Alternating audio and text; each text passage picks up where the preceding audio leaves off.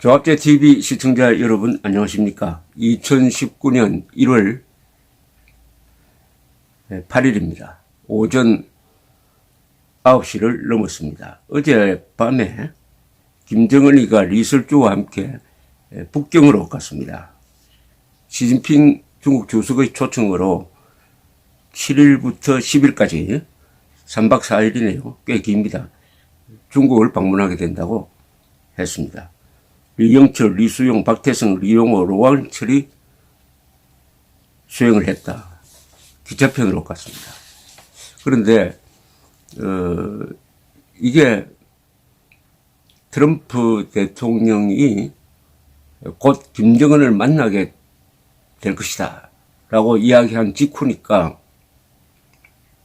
2차 트럼프 김정은 회담을 위한 중국과의 어떤 사전 조율이 아니겠느냐 하는 게 합리적 추정이 될 것 같습니다.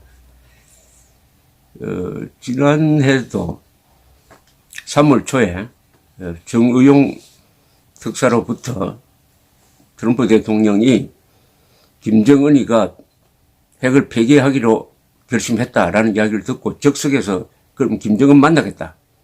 그게 작년 3월 9일이었습니다. 그때부터 이 미북 관계, 북한 핵 문제가 헝클어지기 시작을 했습니다.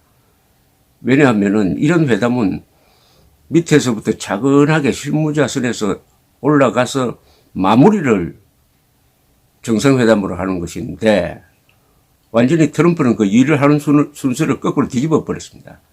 그리하여 여러 부작용이 일어나고 이 첫 단추를 잘못 꿰니까 말이죠.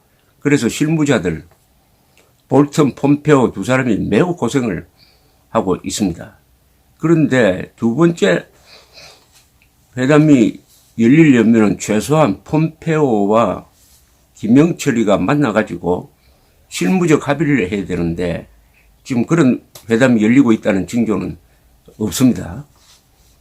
그런 상황에서 김정은이가 시진핑을 방문한 것은 작년하고는 조금 상황이 다릅니다. 작년은 회담 날짜를 정해놓고 미국 북한과 중국 사이의 어떤 조정이 이루어졌다고 하면은 지금은 회담이 미북 최고위급 회담이 과연 언제 열릴 것이냐 하는 게 불확정적입니다. 따라서 작년하고는 조금 느긋하게 볼 수 있는 이유가 있습니다. 첫째는 트럼프가 과연 이번에도 만나면 속을 것이냐 하는데 이것도 작년하고 좀 달라요. 작년에 싱가포르 회담에서 또 속았기 때문에 두 번째 속도로 할 것이냐, 미국이란 제도가 과연 두 번째 속도로 갈 것이냐 하는 겁니다.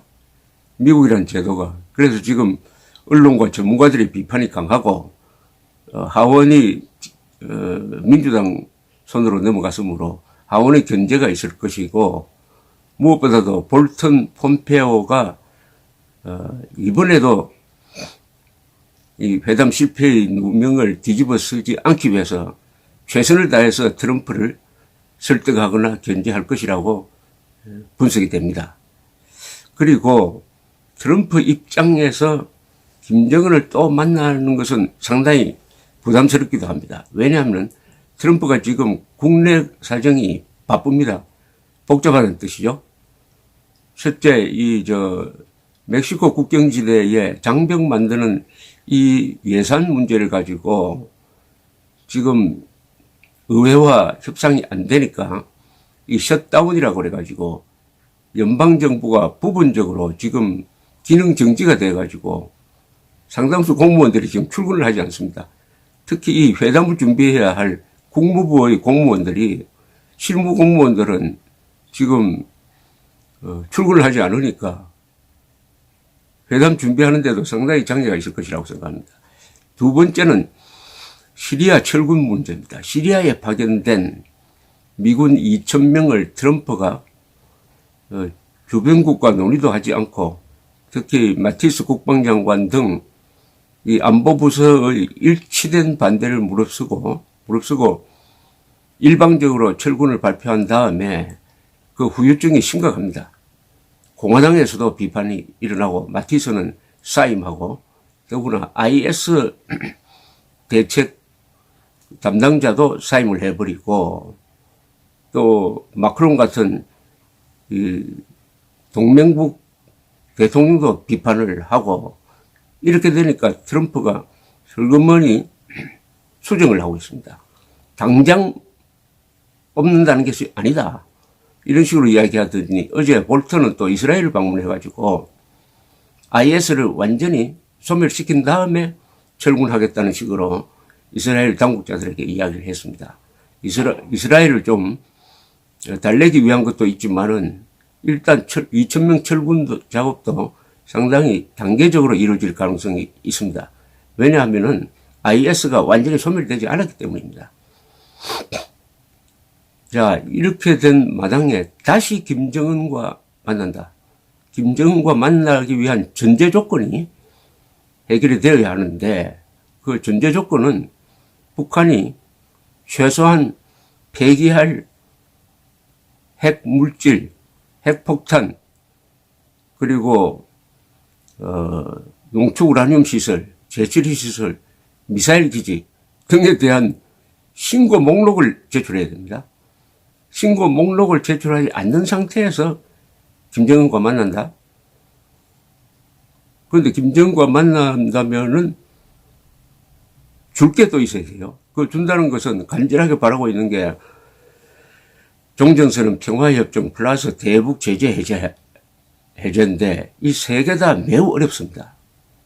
매우 어렵습니다. 그래서 이 김정은도 만나고 싶다. 트럼프도 만나고 싶다. 문재인 대통령도 만나줬으면 좋겠다. 이런 이야기를 하지만은 실질적으로 이게 이루어질 거냐? 1, 2월은 최소한 어려울 것이다. 이렇게 보입니다. 1, 2월은 어려울 것이다. 그 사이에 또 한국에서도 변화가 있습니다. 지금 아마 문재인 대통령이 비서실을 지금 개편하는데 정의용 안보실장을 바꾼다는 보도가 나옵니다. 이 정의용 안보실장은 작년 3월 9일 트럼프 대통령을 만났을 때 김정은이가 진정으로 비핵화를 결심을 했다라고 보고를 했습니다. 그걸 믿고 바로 트럼프 대통령이 즉석에서 그럼 만나겠다고 해서 이런 지금 소동이 벌어졌는데 그때 전달한 김정은의 비핵화 의지가 나중에 확인해 보니까 아닌 것으로 밝혀졌습니다. 김정은이가 말하는 비핵화는 이른바 조선 반도의 비핵지대화라고 그래가지고 그건 뭐냐 하면은 주한미군 철수, 한미동맹 해체, 핵우산 철거를 의미하는 것인데 이렇게 되니까 존 볼턴 같은 사람이 대단히 화가 난 거죠. 아, 정의용 특사한테 속았구나. 근데 속았다는 말은 못하죠. 왜냐면 트럼프가 속았으니까 속았다고 하면 바보가 되니까 그러니까 속으로 끙끙 앓으면서 그러다가 보니까 정의용 특사와 존 볼턴 사이가 이게 접촉 창구입니다. 카운터 파트인데 이 서로 연락이 잘 안 된다는 거예요. 이 한미동맹 체제에서 제일 중요한 게 한국의 안보실장과 워싱턴 백악관의 안보보좌관 사이의 소통이 원활해야 됩니다. 이게 안 되면은 두 나라가 다 깝깝한데 더 깝깝한 것은 아무래도 한국이겠죠.